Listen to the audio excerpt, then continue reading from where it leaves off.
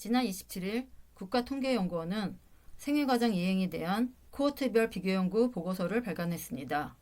보고서에서 눈에 띄는 연구 결과는 1980년대생부터 여성의 고등교육 이수율이 남성을 추월했다는 점입니다. 보고서에 따르면 1970년대생은 남성의 대학 이상 졸업자 비율이 여성보다 높았지만 1980년생부터는 여성이 앞섰습니다.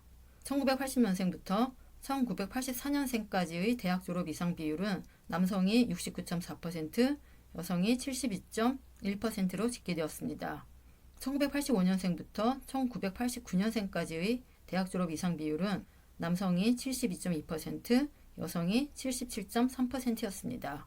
특히 1990년생부터 1994년생까지는 여성의 대학 졸업 비율이 78.5%, 남성이 65.3%로 여성이 남성보다 무려 13%포인트 이상 높았습니다.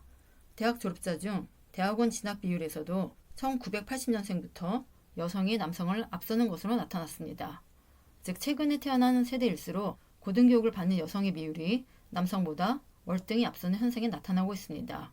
성별에 따른 대학 졸업 이상 학력자 비중 차이가 점점 더 벌어지고 있는 겁니다. 이렇게 고학력 여성 비율이 늘어나도 30대 여성의 경력 단절 현상은 여전한 것으로 나타났습니다. 1970년생 여성의 고용률은 30대 초반에 낮아지는데 남성보다 대졸자 비율이 높아지기 시작한 1980년생 여성의 고용률도 30대 초반에 낮아지는 것으로 나타났습니다. 출산과 육아로 인한 경력 단절 문제가 전혀 해결되지 않는 겁니다. 거기다가 한국은 성별 임금 격차가 31.2%로 OECD 회원국 34개국 중 1위입니다. 임금 노동자 소득의 중간값을 비교할 때 여성이 남성보다 31.2% 정도 덜 받고 있다는 겁니다. OECD 회원국의 성별 임금 격차 평균이 12.1%인 것과 비교하면 무려 2.6배에 달합니다. 구체적으로 지난해 15세부터 39세까지 여성의 근로사업소득은 2,447만 원으로 같은 나이대 남성이 받는 3,408만 원의 71.8%에 그쳤습니다. 한마디로 여성의 경제 상황이 OECD 꼴찌인 겁니다. 2022년 기준으로 여성의 시간당 임금은 18,113원이지만 남성은 25,886원이었습니다. 여성 일자리 질이 남성 일자리 질보다 많이 떨어진다는 건데요. 왜냐하면 남성은 언제든 장시간 노동에 대비할 수 있어서 높은 보수를 받는 탐욕스러운 일자리를 택하지만 여성은 육아 등 돌봄을 위해 쉽게 구하고 쉽게 떠날 수 있는 유연한 일자리를 선택하기 때문입니다. 또 남성은 가정을 갖고 경력도 쉽게 쌓을 수 있지만 여성은 가정을 챙겨야 하니까 경력을 쌓기가 어렵습니다. 그래서 한국 여성은 20대에 취업한 후 30, 40대의 출산과 육아로 경력이 단절되는 현상을 다른 OECD 회원국보다 도드라지게 겪고 있습니다. 실제로 2022년 기준으로 자녀가 없는 30대 여성의 경제활동 참가율은 78.7%였지만 자녀가 있는 30대 여성은 53.5%에 그쳤습니다.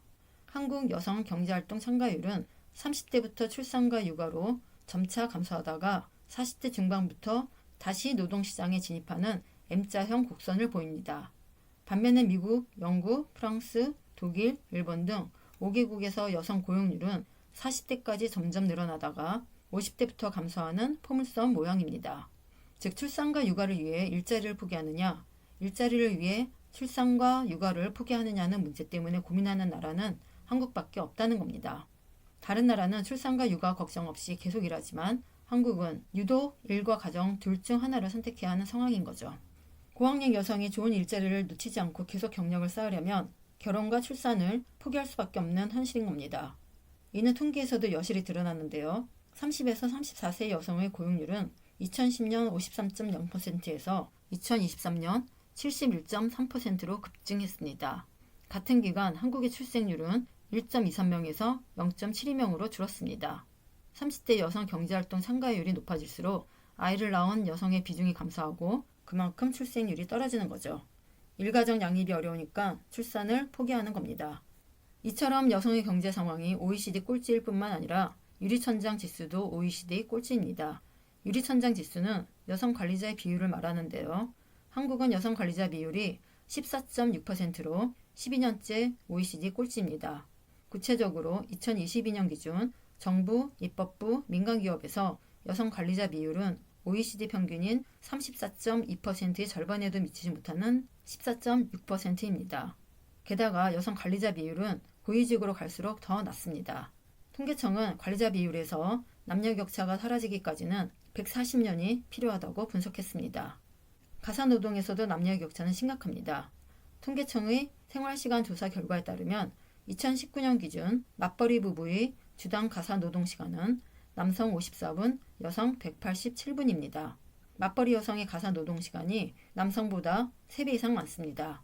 남편이 홀벌이면 가사노동시간은 남성 53분, 여성 341분입니다. 심지어 아내가 홀벌이고 남성이 전업주부인 경우에도 가사노동시간이 남성 119분, 여성 156분으로 여성의 가사노동시간이 더 깁니다. 여성은 직장을 다니건 다니지 않건 남성보다 가사노동시간이 더 깁니다. 결론적으로 한국은 OECD 국가 중 여성이 일하면서 아이를 키우기가 가장 나쁜 나라입니다.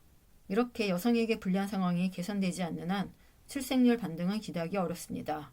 일하면서 아이를 낳고 기를 수 있는 제도와 법이 마련되고 사회 분위기가 조성될 때 출생률 반등을 기대할 수 있습니다.